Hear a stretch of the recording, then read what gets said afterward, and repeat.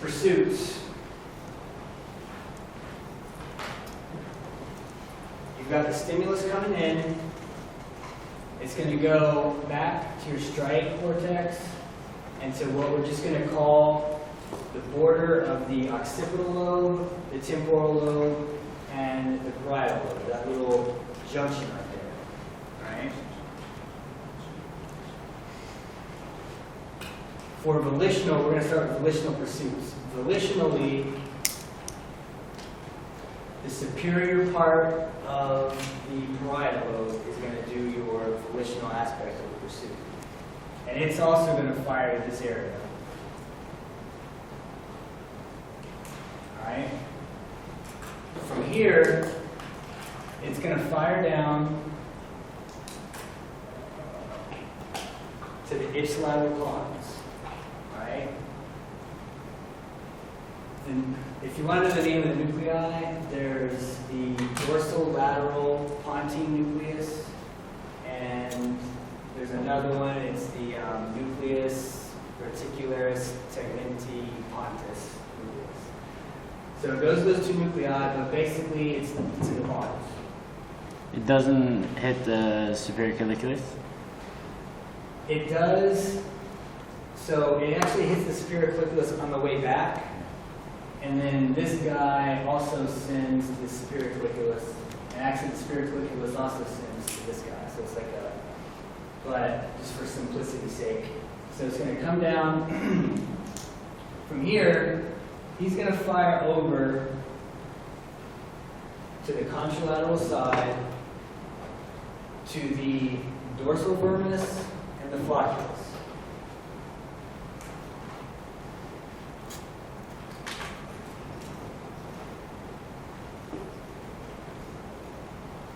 Alright, now you should know why it has to go to the flocculus, because we're saying a pursuit is a slow eye movement. So, what part of the cerebellum monitors the slow eye movement? Flocculus, so he has to know what's going on. Now the flocculus then fires over to its ipsilateral medial vestibular nucleus.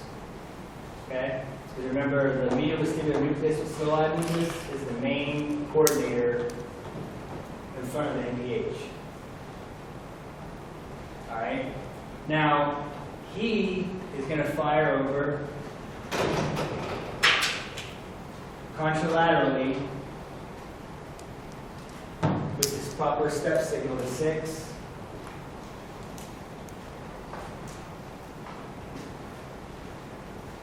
Over the medial rectus.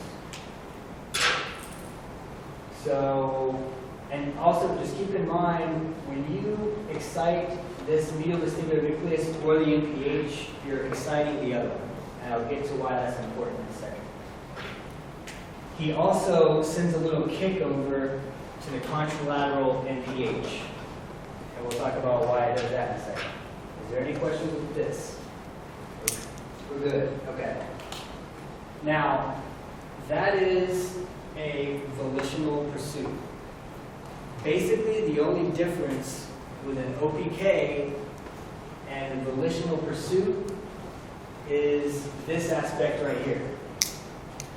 Actually, I might have missed it. What causes PPRF on the right to fire? The medial vestibular nucleus on this side. Okay. Thanks. So now over here, let's back up for a second. For a saccade, if I want a saccade to the right, which side pons is responsible? Right.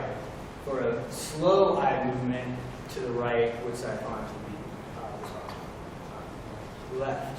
So it's opposite pons for slow eye movement, ipsilateral pons for fast eye movement. Keep that in mind. All right. So the OPK, you're just taking out this volitional aspect. So, and that's why, with volitional saccades, volitional pursuits, you always want to pair it with what? OPK, that's more reflexive, right, for differential. So if you do a pursuit and it's off, however it's off, and you do an OPK, and the slow aspect of the OPK is good,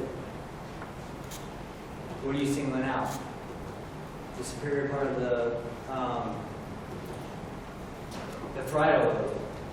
Now, how then would you want to maybe treat that? So you know it's the superior part of the parietal lobe. Would you, if you're using light, would you want to do it up here or down here? Down here, right? If you were doing like point localization or graphesthesia, would that work? Is there a part of the body maybe that would work more than another part of the body? Remember, the more specific you can be, the better. Right? Think about the homunculus. The legs are more superior, right, than arms or inferior. So maybe it'd be more beneficial for you doing them lower and up higher. So again, that's that kind of thought process of learning something new. How can I use it to localize, and how can I use for treatment? All right. Is there any questions with this? All right. Now, the reason that you get this little kickover right here is because now there's other things that fire into this and cause it, but again, we're keeping it simple. This neural integrator, this time, instead of taking that pulse step and making it into a step, a pulse stimulus and making it to a step, it's going to take the step stimulus and make it to a pulse. So now he is going to fire over to this 6. I'm not going to draw it out so there's not a bunch of lines, but now you're going to get that same pathway of a burst activity back the opposite direction. So when you're pulling the OPK tape to the patient's left, you're going to have that slow phase, right pons, you're going to get that slow phase to the left. That NPH is going to fire over to the contralateral pons and fire fast phase. All right? Is there any questions with that? And we see why, obviously, with a volitional saccade, as opposed to a reflexive saccade, you're taking out the front. So no questions with this. On the first one, do you not create an opposite saccade to stuff the eye? You do, but again, I'm making it way less in depth than I did before.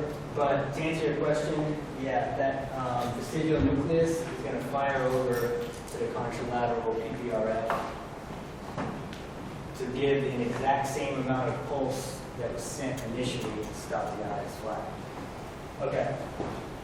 So no questions with this. We're good. All right. Lastly,